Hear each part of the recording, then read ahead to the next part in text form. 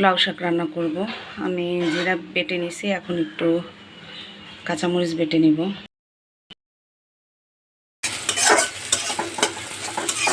পেঁয়াজগুলো একটু ভেজে নিব, এর সাথে অ্যাড করে দিব হচ্ছে চিংড়ি মাছগুলো। একেবারে গুঁড়া চিংড়ি দিয়ে রান্না করবো আমি আজকে।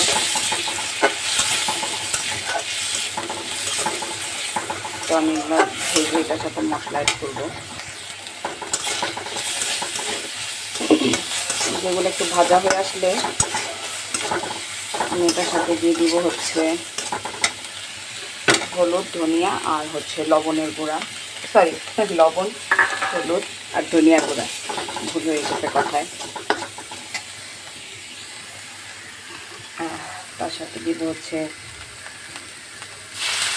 সামান্য একটু পানি,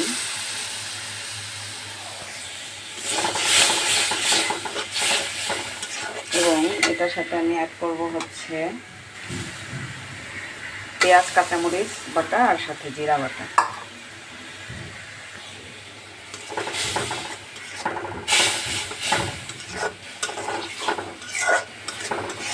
দেখা যাক আজকের শাকটা কেমন হয়, আমি জানি না।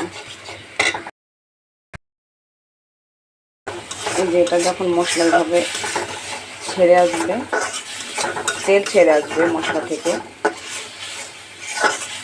এখন আমি এখানে কোনো শুকনো মরিচ ইউজ করিনি আজকে। আমি চাচ্ছিলাম এটা একটু গ্রিন কালার থাক, একটু মাখো মাখো। এখন আমি অ্যাড করে দেবো ডাঁটা আর হচ্ছে আলু। এই ডাঁটাগুলা খুবই নরম, আর আমার হাজব্যান্ড আনছে হচ্ছে একটু আগার দিকের শাকগুলো, দুই একই শাকের থেকে সব বেছে নিচ্ছে, এই জন্য ডাঁটাটা একটু বেশি দেখা যাইতেছে হয়তো বা। এটা আমরা কষা আসতেছি। এই যে আমাদের আলু আর হচ্ছে লাউ শাকের ডাঁটাগুলো এরকম হয়ে আসছে। এখন আমি শাকগুলো অ্যাড করব। আর এত কড়াই থাকতে আমি কড়াইটা বেশি রান্না করি কেন জানেন? কারণ হচ্ছে এটা আমার মায়ের হাতের কড়াই, আমার কাছে ভালো লাগে।